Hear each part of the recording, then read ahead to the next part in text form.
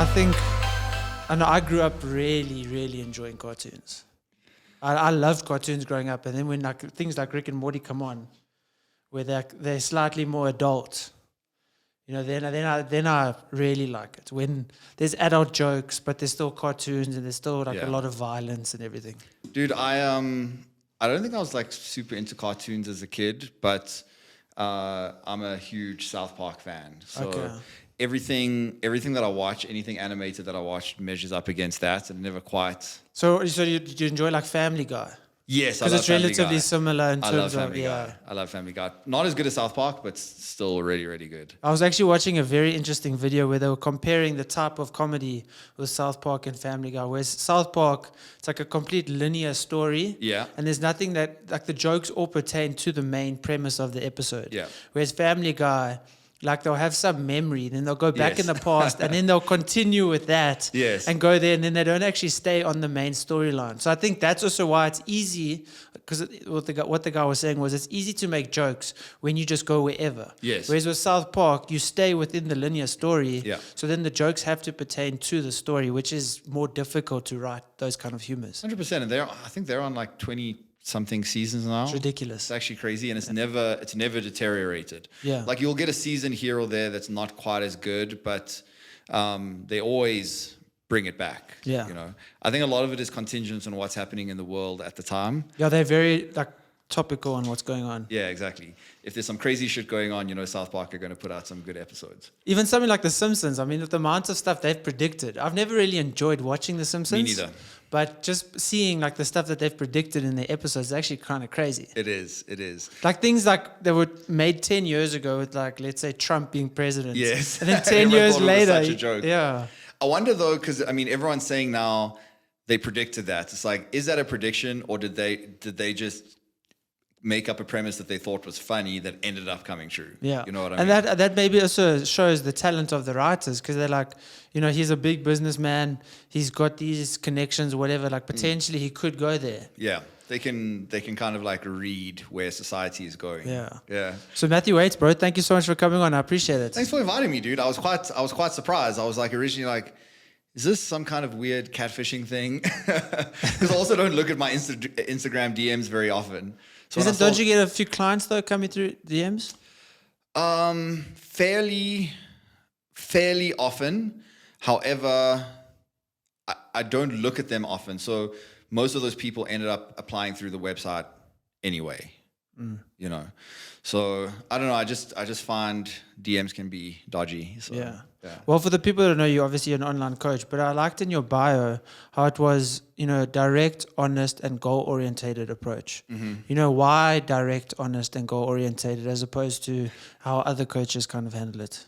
Well, I don't think that I necessarily have a why behind that, apart from that is just my personality. And the reason why I specify that in my Instagram bio is because with Pro Physique, because I work for a company. So the company is actually based in Orlando, Florida, and we have like 25 coaches on the team. And the whole premise behind that is that the foundation of successful coaching is really a relationship between the client and the coach, whereby your methodologies and personality and way of working is going to suit that client's and align with that very well. So just, I guess, over time, the feedback that I got from Pro Physique was like, hey, Matt, we're sending you these clients have applied for X coach, but they're not a good fit because they're very soft. They have a very soft approach, and the client's not really getting the results that they want. They need somebody with a harder approach, more direct, etc. So I just like to put that in my Instagram bio, because after like years and years and years of doing this, what you ideally want is less inquiries to a certain extent, but the right people. So as much as possible, and that comes to with like what you're putting in your bio, but as well as what you're putting out with your content, communicating who you are as a coach. Because you don't want somebody, because some people do need a softer approach. They do need a softer hand. And that's not just necessarily females, because that's the predominant opinion. It can be males as well. You don't want someone coming to you that wants that kind of approach, and they've kind of been misled into what your coaching style is. And that's also nice though to work with people that are in the same, mindset as you, where it's like this is what needs to be done, so we have to do it. Because when you work with maybe softer people, as someone that's like very detail orientated and very, this is what we're gonna do, this is the plan. There's like, don't ask me what's a substitute for the chicken or whatever. Like, chicken's in your plan, eat your chicken. Because then the results are, they see the results and they're like, okay, well, it's working when I stick to the plan. Instead of, questioning it, then they don't tell you that they're questioning it. Yeah. No, for sure. I mean, I think that the detail aspects of things just comes in with, again, my personality. I'm very analytical. So it's not necessarily a matter of going, hey, I've put chicken in the plan and you can't have anything else. It's more a matter of a variety of metrics that we track on a daily and weekly basis. So like, I mean, when I run check-ins, I have a check-in tracker with 40 to 50 data points from macros, calories, fluid consumption, sodium consumption, fiber intake, even up to like how many bowel movements have you had on that particular day? Like, is that unusual? Have you had any gas or bloating? Like the consistency of the bowel movement, like all that kind of stuff. It's all pertinent. So I've had a couple of people that come on, more lifestyle clients, where at the end of the day, they're like, dude, this is too long for me. It's too much detail. I'm like, that's fine, but this is a way that I do things because I just believe that in order to get the most out of the process. I'm always under the impression these people are paying me a good amount of money in dollars to, get to a certain outcome, and you want to get them there as efficiently as possible. And if you're missing pieces of the puzzle, you're just not doing that. So I'm, there's a part of me that goes, okay, well, I could make it less time consuming for you, and it would actually make it easier for me as well. But I don't want easy. I want the most efficient process possible. So yeah, that's. You're actually training a few of my friends, but the main guy now, Manya. You obviously know Manya because you're client. Oh, dude, he's the best. Yeah, so Manya now, I mean, How does Manya know everyone? So I went to school with Manya. Okay. We competed together back in the day, and we still. I try to see him as more often as possible, but as you get older, you kind of have different lives and it's tough to see people. But essentially, we used to be sitting in grade 10, grade 11, eating our chicken and rice, while everyone else is eating like their tuck shop tramezzini. Him and I sitting there having potatoes, whatever, just trying to put on as much size as possible. So we kind of came up together in the bodybuilding. That's cool. And that's also, I think also when you have that background, makes it easier to understand when you're an adult, more of an adult, what the plan is and why you need to stick to it. Because you've had that time to kind of learn for yourself what works, what doesn't work. And then you see, okay, well, when I was more flexible then, yes, maybe it was easier, but the results weren't as consistent. Yeah.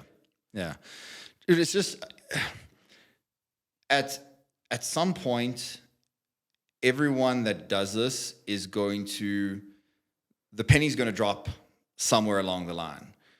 Where I mean, it was a perfect example. I have Pro Physique. We run these transformation challenges twice a year, so it's literally sometimes thousands of people entering them, and there's like a huge amount of money for like the winner in the male and female categories, and it's not for competitors or anything. It's just for lifestyle people. And I remember I had one guy that came to me, and he was really, really kind of a little bit difficult to manage in the first like 3-4 weeks. And every time he checked in with me, he was like, oh yeah, like I did what I was supposed to do like 3 days this week, but then the other 4 days I didn't really track my food, I didn't do this, I missed my cardio, but why am I not getting results yet?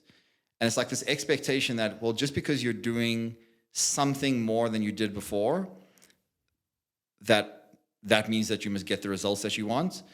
And at some point, it was like week 5 or week 6 where the penny just dropped for him, and he responded to my check-in, and he's like, dude, I get it now. I just have to do everything that you tell me every single day. And I was like, yes. And he was like, okay, cool.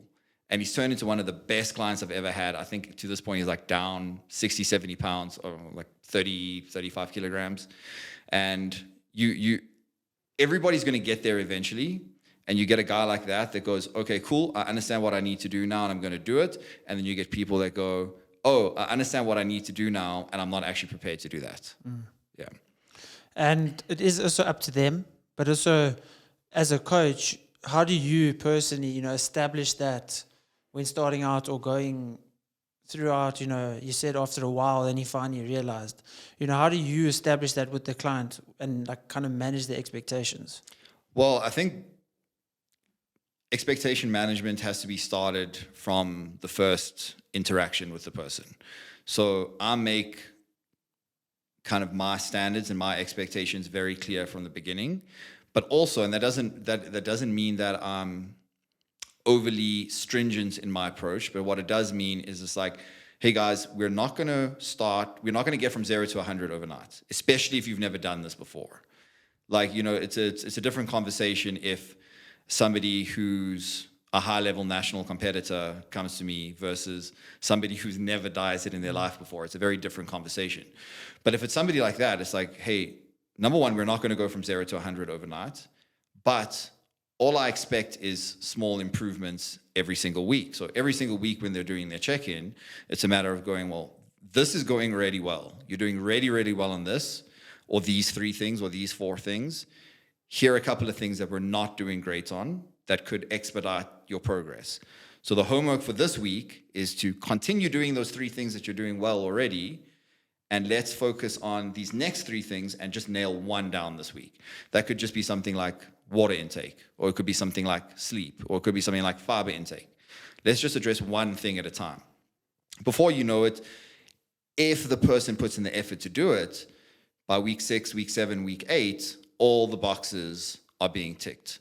Then once all the boxes are being ticked, it's about doing that for a consistent period of time to the point where they don't actually have to think about it anymore. They don't have to think, oh, have I consumed enough water today? Have I consumed enough fiber today? Did I eat, vegetables with at least 3-4 of my meals? It just becomes routine. And also you understand your body, because I know personally, if I'm eating a certain way and the next day I don't go to the bathroom maybe twice, then I'm like, okay, maybe my fiber, I didn't have enough fiber the previous day, or maybe, if I just have protein, you can kind of see, what your body's doing. Yeah. Obviously everyone knows you have too much sugar, you're holding water the next day. So also getting to that point where you don't even need to look at the numbers. You can just be like, okay, well, based on what my physique has done the next 2 or 3 days or whatever, I know kind of what I did wrong. And so I'm so glad you said that, because that's exactly why I get people to track all that data, is because sometimes people don't realize that. Like, hey, whether it's digestion or whether it's sleep or whether it's just their body weight, they're like, dude, I don't understand why I'm, 2 pounds up today. And it's like, okay, well, you slept for 3 hours last night and you were up 5 hours earlier than you normally are. So, that could be an explanation for it. When you see it on a spreadsheet and you can literally correlate every variable with every other variable, it becomes a lot clearer. And that's when I think that is what coaching is about, because coaching to me implies teaching. If you're not teaching somebody, then you're not coaching them. You're just telling them what to do. It's a very different thing.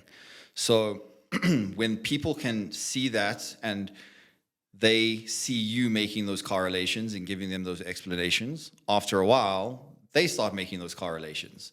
And then when they check in with you, it's no longer, hey, why is the scale 2 pounds up? They're like, hey, Matt, on Thursday, the scale was 2 pounds up, but that's because this and this and this happened. Do you agree? That's what you want to get to. Yeah. Because outside of athletes, chances are if it's a lifestyle client, they're going to be with you for a certain period of time. And that could be 3 months or it could be 2 years, but eventually that's going to end. And when it does end, what you want is enough information to have passed over where they are able to transition into a lifestyle by themselves and not need coaching to, at the very least, maintain their results. Yeah, and I think, you being a good coach and understanding that you need to, express to them, if your weight is up, maybe let me know how much you slept. Let me know, how much stress you're going through at work. Let me know how the family environment is. Because there's all of these things that can play a role. And as a good coach, you need to be able to communicate with them. Because as you say, a client comes to you, I'm 2 kilograms up. then you have to try to think, okay, it could be sleep, it could be X, Y, Z, it could be a million things. Yeah. And there's so many factors that come into it. Yeah. I mean, there have been so many occasions that I've had people, athletes come to me from other coaches, and I'm not just talking about here, I'm talking about overseas, where it's like, hey, listen, I've been in contest prep. I'm like 6 weeks out now. My body's not responding. There's nothing that I can do. I've been on sub 1,000 calories per day and 2.5 hours of cardio. And I'm asking them, okay, what is your sleep like? What are you averaging? Where are your daily steps? What is that averaging? What are your stress levels like? What is your weekly volume in terms of training? Have you modified that at all? Have you looked at your training intensity? Digestion, all of that kind of stuff. And it's not been spoken about. Have you had blood work pulled? What are your labs looking like? Never been spoken about. And oftentimes, like if I see a client where the scale should be moving or visuals should be changing and they're not, if you don't have all the other data to look at or you're not asking for it, the response is going to be put your food down, put your cardio up, push harder. Where in reality, if I'm seeing, hey, this person's sleeping for like 2-3 hours a night, their hunger is through the roof, their stress levels are through the roof. It's like, well, maybe we should actually take a week to pull back a little bit, manage fatigue levels, and see what happens. Because even if nothing happens from a body composition standpoint, it's still going to set you up for better progress in the future. But 9 times out of 10, you pull activity down, you give them a little bit more food, you alleviate that kind of general stress load, and the movement starts again. They start coming down, they start progressing. Without all the data on hand, you can't really make the right decisions. It's going to be a very linear thing. Okay, you're not seeing progress, cut your food, up your cardio, and in most cases, like, let's implement more drugs as well. It's like that's often not the solution. Would you say like that approach versus looking at all the data is kind of what separates a good coach from a bad coach? Dude, there's so many things that separate a good coach from a bad coach. There are so many things. Like somebody was asking me this weekend, like, it was actually while we were streaming the Olympia. They were like, how do you choose a good coach? And I don't actually know the answer to that because I don't necessarily know if somebody's a good coach unless I've worked with them.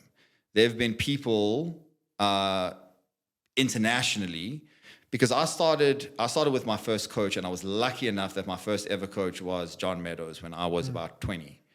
And that was when he was still working as a R.I.P. That guy's a legend, bro. Dude. He was the best. He was the absolute best. And I obviously didn't know it. I just knew his name. And at that time, he was a bank manager. He was coaching part-time. What year was that? It was when I was probably like 20, so 16 years ago. Okay. Yeah. What is that, 2007? Yeah. And he was a phenomenal coach, but I never knew it because that's all that I had experienced.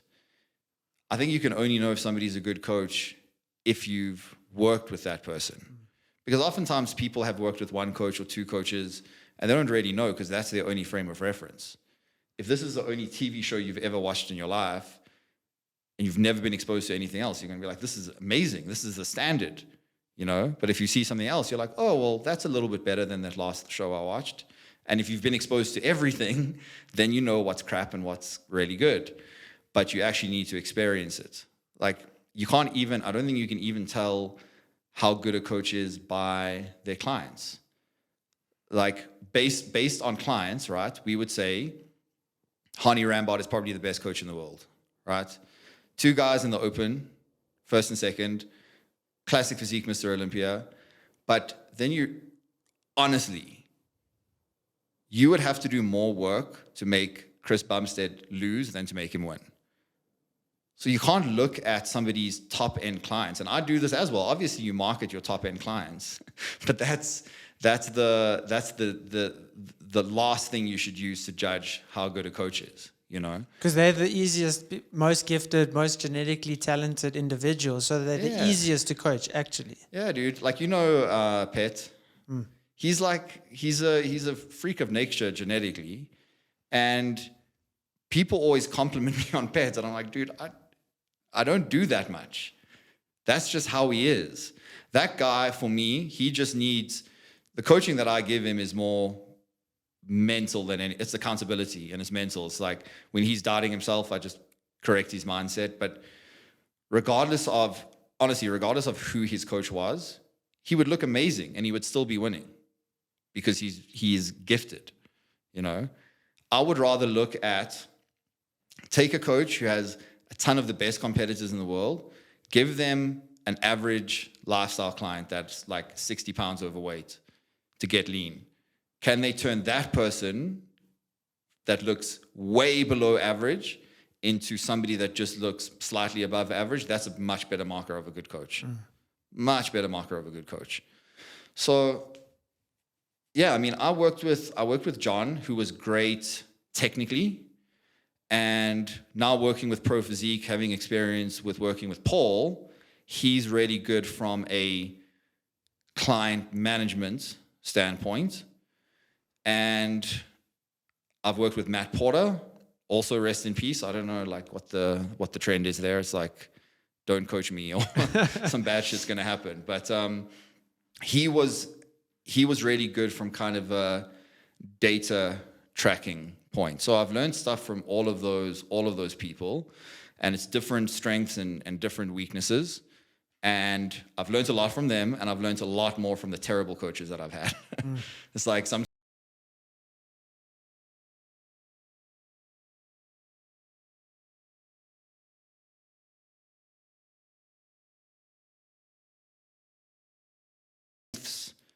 are going to be better for certain people. Yeah. I remember, and it's also then you can see a good coach like John Meadows. I remember I was probably 18, so maybe 9 years ago. One of my friends, he got a plan from John Meadows, and then there was things like cream of rice and all of that. Yeah. And none of the coaches in South Africa were doing the cream of rice yet. And it's just fascinating to see how behind maybe South Africa is in terms of education on nutrition and those kind of things, because, you know, it was then I was like, this is so weird. What is this stuff? Yeah. And then like 3 years later, every coach is prescribing people to have cream of rice before training. He was the guy, dude. He was the guy with the cream of rice. I'd also never heard about it before I started working with him. And he was always like, cream of rice. And I was like, dude, I don't know what that is. I was using, at that time, I was using Tasty Wheat as a substitute because we just couldn't get it here. But I feel like he brought a lot of what people are doing today. He was like, maybe not the progenitor, but at least he made it well known, you know? And also, I mean, the amount of free information he was putting on YouTube is actually ridiculous. Crazy. Absolutely crazy. Even just in terms of like safer use PED models, guys that are really pushing that now and are known for it. John was putting that content out and saying very, very similar things many, many years ago without necessarily giving it a label. But he was doing that. What's your views on, like, obviously you would remember Rich Piana. Yeah, of course. So now those guys that were open about the usage, but it's not like he was advocating it for youngsters. You know, do you think that's better than like the people like Liver King of today, where they were initially claiming that they weren't on anything? Obviously, it's better to be open about it, but does that not also encourage people more? I think that I'm okay with anything outside of claiming that you're natural when you're not. Yeah. So if you don't want to talk about it, that's cool. I mean, I don't know what people's obligations are in terms of their sponsorships and how they make their money. So just don't talk about it. That's cool. If you want to talk about it, then do it. I don't think you can go down that road of don't talk about things that you're doing because it might motivate somebody else to do it. It's like, you know, we're all individuals and have to live our own lives. And if you want to talk about your story, you need to talk about your story. I mean, I haven't really seen any big influencer talking about anabolics or any PEDs in a way that would be like encouraging anybody else to do it, you know. But at the same time, it's weird to me that PED usage is still like taboo to speak about. It's like, dude, we're in the bodybuilding industry. Like, you know. Yeah, I think that's, you know, you mentioned the sponsor thing. I think that could be the only reason most people, like, obviously C-Bomb's relatively pretty much open about it. You know, I think he released a video the other day of what he took for the prep. So I don't think that was everything. Yeah. Like, I don't think they'll be completely, they're not going to give their full protocol. Mr. Olympia is not going to give his full open protocol. But, you know, with sponsors. Yeah. A lot like obviously professional athletes, legally they're not allowed to, Yes. but we all know they aren't. Oh, yeah. That's a different story. Yeah, that's a different story. But like for them, they can't be open about it. Yeah. Because they'll obviously get banned from the sport and whatever. But with bodybuilders or even, you know, people that are doing it recreationally. Just fitness influencers. Yeah, fitness. Yeah.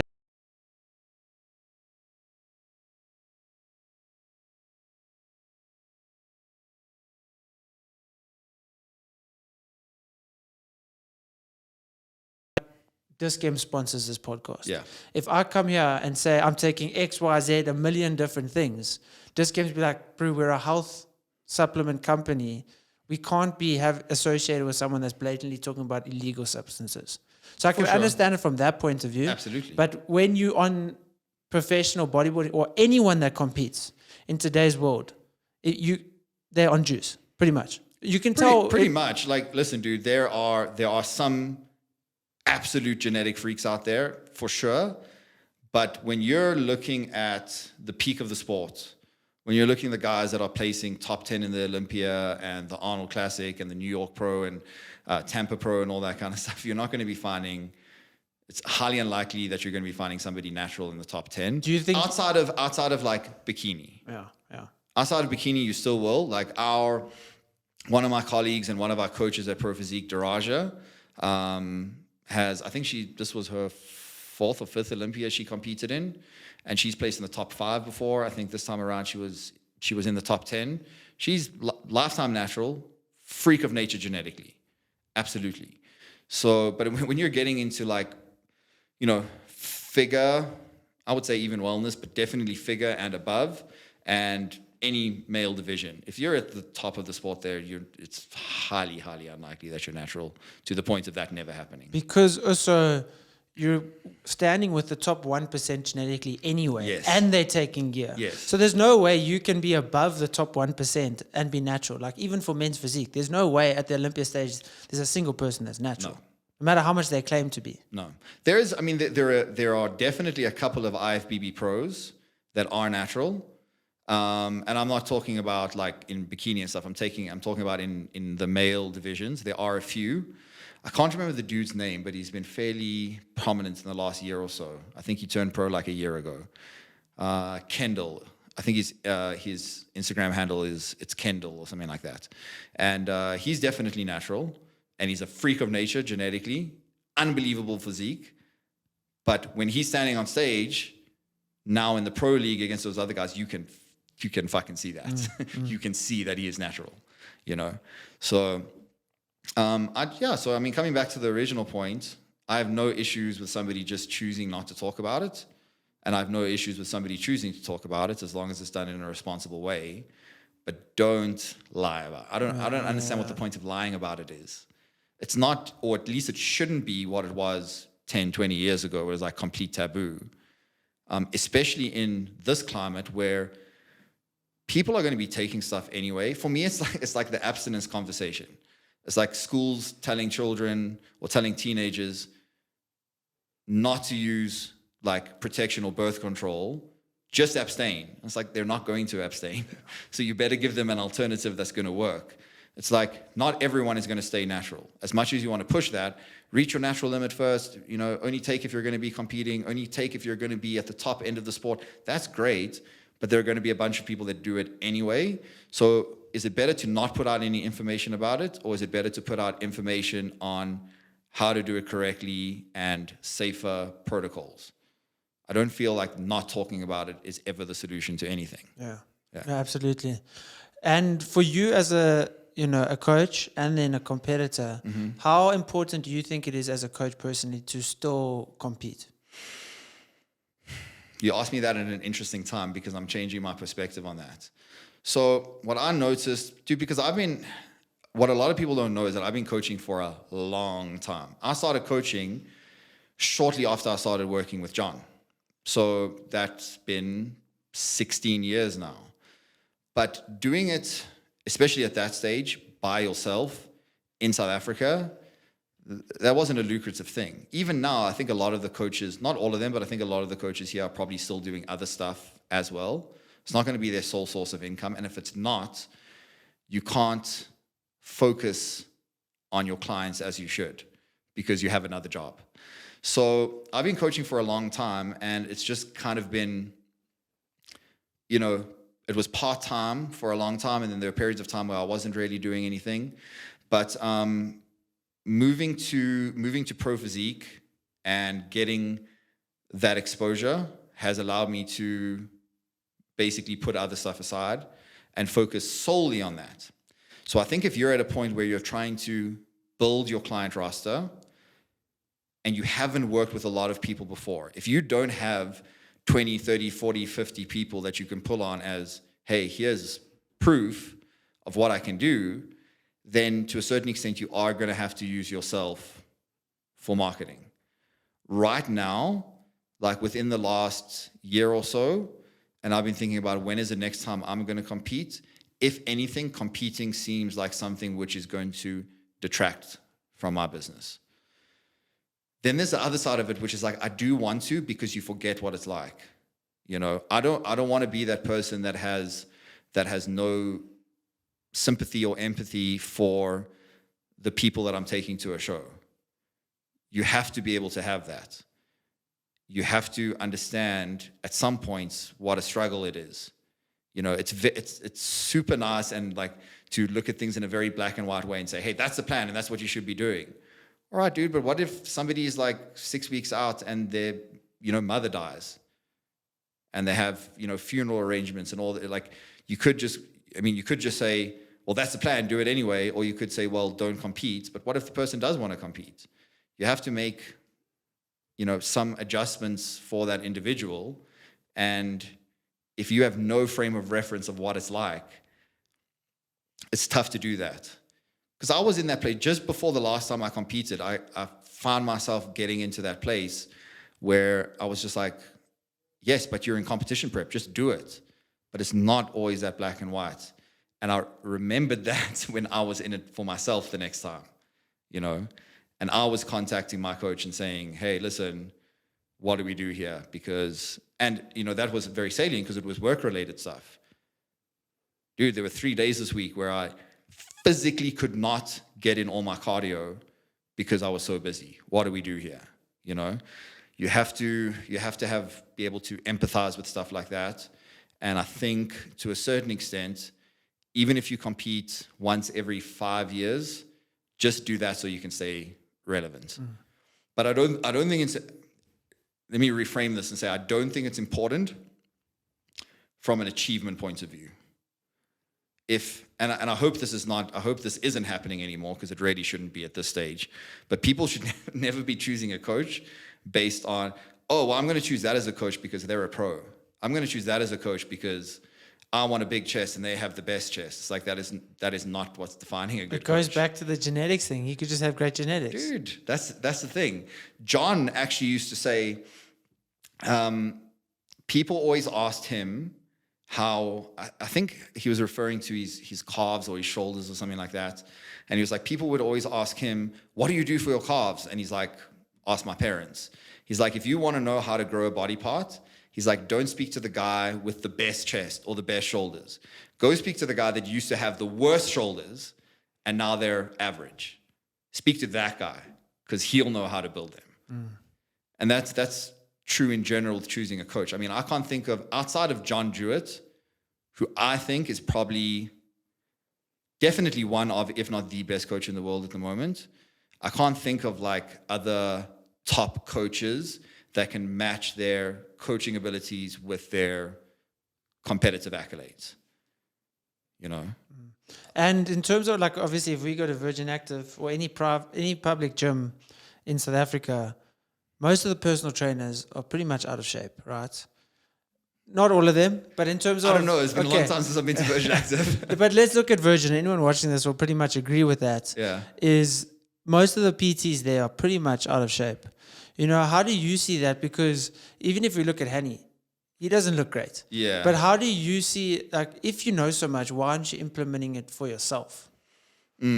Obviously, but we can see he doesn't have good genetics. Like Hani, we know, like, he doesn't have good genetics. But, you know, at what level do you be like, okay, well, you're very knowledgeable, so at least help your genetics, your bad genetics a little bit and look a bit better?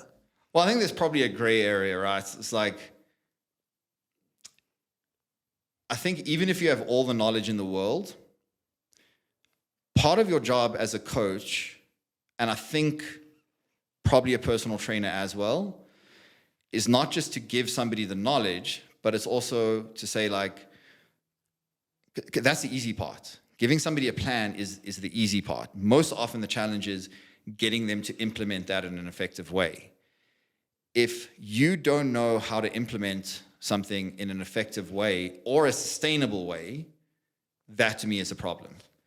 So I don't necessarily think that a coach or a personal trainer, whatever, should look like they're freaking competition ready at any given time. Dude, I just need to go through a peak week and I can get on stage. But I think they should at least look decent. I think they should at least look decent. Not obese or not like they don't look after themselves, or they're not following a particular healthy eating regimen. Like, they don't have to be shredded. Yes. But they must at least look like they themselves are looking after themselves, training, eating relatively well. Yeah, but I think that applies outside of fitness. I mean, I think any professional that I work with, I would want to look the part. You know, if I go see an attorney and he rocks up for a meeting and he's wearing, like, I don't know, a spandex unitard, I'm going to be like, what?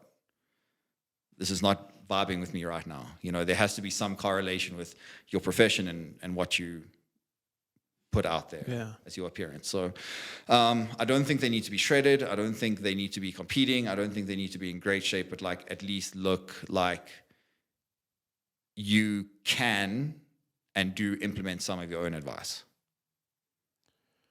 For you as a coach, is it people orientated, or what's the most challenging thing for you as a coach that you find, you know, within the line of work that you do, is something that sometimes it takes more effort, or sometimes you just see, like, that's more difficult?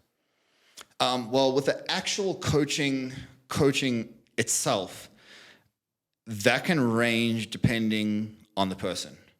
So sometimes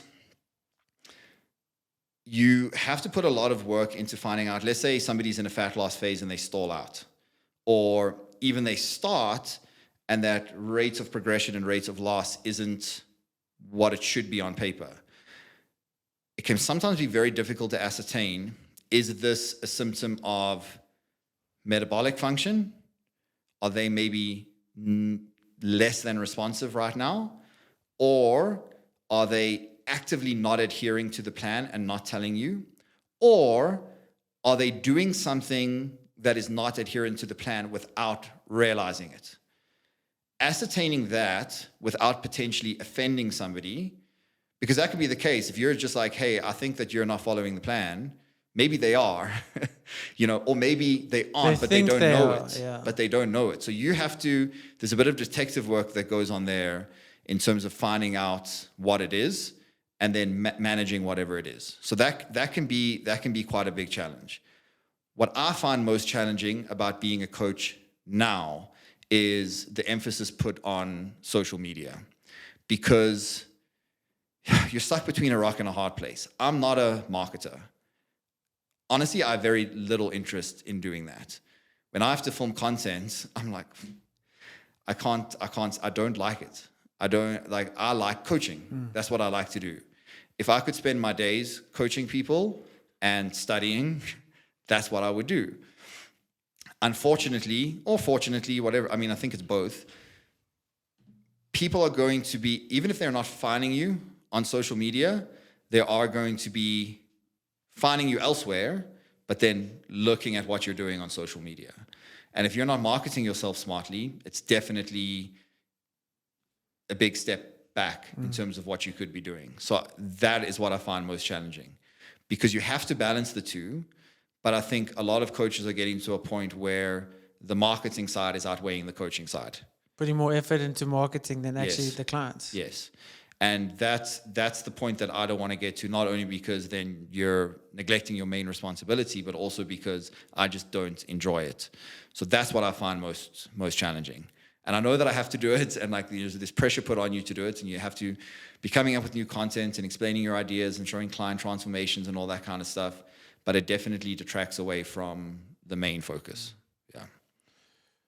With society changing and people becoming relatively more weak and looking for quick fixes and easy way outs, have you found it more difficult to establish that, relationship with the clients where it's like, this is your plan, stick to it. Initially, at least, once you're forming that relationship, do you get a lot of kickback in terms of, I don't want to do this, or I don't want to do that, or isn't there an easier way? What I'm going to say is going to probably upset a lot of people that are listening to this podcast. I almost exclusively found that with South African clients. Almost exclusively. Now, I don't know why. If I had to guess, I would say a lot of the international clients that are finding me probably have been followers of Pro Physique in general for a long time.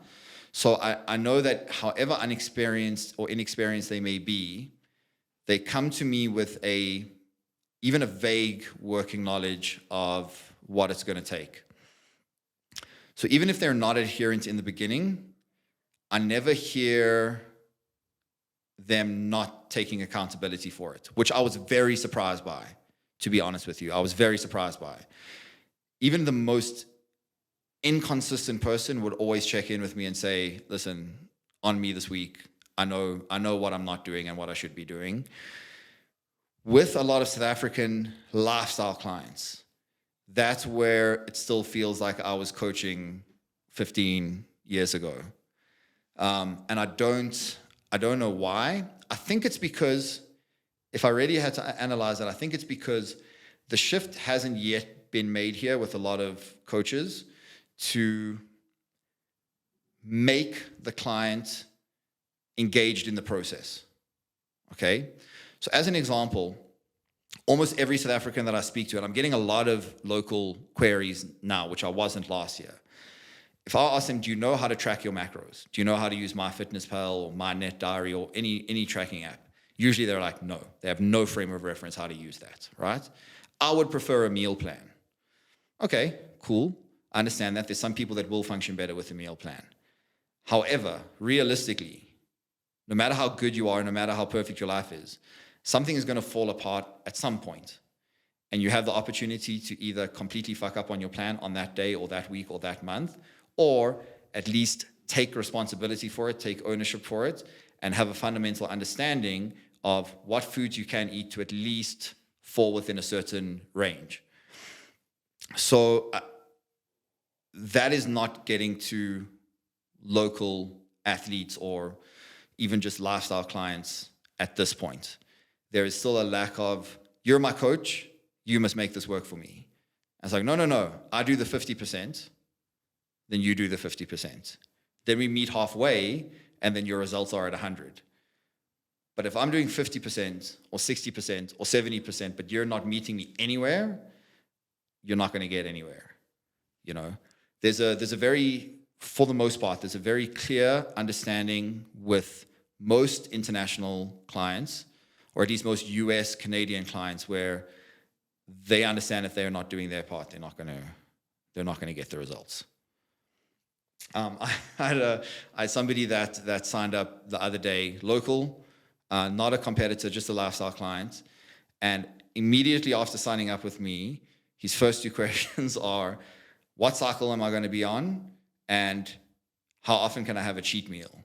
And I was like, if you're asking me those two questions within your first communication to me, I'm really worried about where your head is at here. Yeah. Because those two should not be going together, And that's, I think, also with South African coaches, maybe South African coaches have created those type of clients.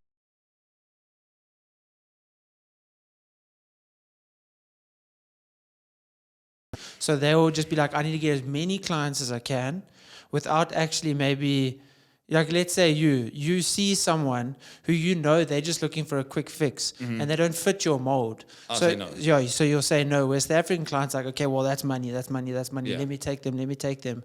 They don't check in for 3 weeks. You don't care because you got their money. It doesn't matter. Then after another week, whatever, you send them a message just to get their next month's payment. And you're not actually giving them the value that they're looking for, or that they don't know they're looking for it, but they actually need it. Yeah, and I think you're 100% correct. That's a part of it. And then I think another part of it, as I mentioned earlier, is that I was lucky. I found John Meadows by luck, and he decided to work with me by luck, because when I started working with him, I looked like shit. So it wasn't like, oh wow, this guy has potential. It was just because, I don't know, maybe I'm a good salesman. I sent him a convincing email. Who knows? But I learned from him. I learned from Matt Porter. I've learned from Paul Ravella. I've learned from Luke Miller and John Jewett. I've learned from the best, and I've also learned what not to do from bad coaches. If you're a coach here and your only frame of reference is maybe other coaches here, and you haven't experienced, and that's no offense to any other coaches here, but I think we know that the gold standard is international. At this point, the gold standard is international. So a lot of the coaches here that maybe would be saying, well, they're not that great. Maybe they just don't have the experience. They haven't had the learning, because there is no coaches academy right now. You can't go to a university and study, bodybuilding coaching. I mean, there are resources like J3U and all that, but again, for most South Africans and most South African coaches, probably just not viable in terms of pricing. So the best way to get that experience is to be coached by one of the best in the industry. Then you learn from them. If you're learning from somebody who's on realistically a very similar level to you, you're just going to be repeating that. And it probably also boils down to ego, where a South African coach might not want to go to another coach because they're like, no, I don't want to. Like, subconsciously, they don't want to see that they're not actually as educated or as knowledgeable as what they thought. 100%. I mean, listen, to be entirely honest, I don't know. I don't know much about his coaching style because I've never worked with him. But on the feedback that I've received and just seeing clients, and JP looks like a really good coach. What is the common denominator there? He's working with Callum. Callum is a very good coach. He's learning from him. And that knowledge is getting passed down. And that's what it's always been. That's how it should be. The knowledge has to get passed down from person to person. But because a lot of us don't necessarily have the resources to work with an international coach, there's a gap that's created. So at any given point, we might be 10, 15 years behind in terms of, what the best are doing. Even as far as, and again, to bring it up, like PED usage. What guys are using here, and I say guys, what guys and girls are using here is often outrageous and entirely unnecessary. And that's coming from mentality of 10 to 15 years ago. Compounds which have no use, still being used. An antiquated method that you read on, Google 4 years ago, that's the same article that's kind of just relatively relevant. Yes. And they think that that's the best way forward. And because 5 other South African coaches are doing the same thing, that's now the word that you should follow. Dude, I've had 3 bikini girls come to me, in the last month. And when I look at their protocols, they're all using, like, I don't know, can I talk about compounds? Yeah. We're not advocating the wrong stuff, so that's fine. Just Kim understands. Okay. Well, I'm also sponsored by Biogen, so I was also like, what's... Yeah, no, you can talk about it. Okay, so, I mean, they're basically on compounds which are purely masculinizing. It's like there are compounds like Primobolan, Masteron, Anavar, which pharmaceutically were designed for women and children. And they've modified them to make them less androgenic, okay, for that use. Now, obviously, dosage and length of exposure to any androgen is going to have that effect. But then there are also compounds which are purely androgenic, which is like specifically not for women. and they're all on it to be like, oh, I've been told this is going to make me hard. What are you talking about? Who is putting you on this? It's bizarre. It's bizarre. It's literally taking away your femininity and having no benefit, Proviron, by the way, and having no benefit to anabolism or fat loss or anything like that. I think it also can boil down to just the coach seeing, okay, well, this might make the person hard, but it also has all these many side effects that now their voice is going to change and they're never going to be able to get their feminine voice back. But we know that it's probably going to help them be a little bit drier. I don't think they're even going down that road.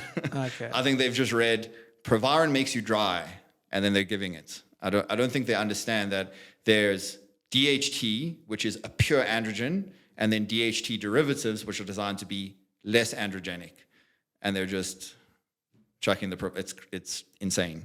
It's insane. And then you have a 21-year-old bikini girl that already has a deep voice, hair loss, and then 2 years down the line from now decides, oh, you know what, I actually don't want to compete anymore. That was just a passing phase, and they've already done that to themselves. It is shocking. It is shocking. It really is. But yes. Matt, I want to thank you so much for coming on, bro. It's been an absolute pleasure. Pleasure, brother. I really do appreciate it. And anyone who wants to get in contact with you, just follow you on Instagram, hit the link in your bio. Follow me on Instagram, or you can just email me at matt@prophysique.com. I'll put all your details in the description. See you, brother. Thank Awesome. you so much. Thanks, guys, for watching. Cheers.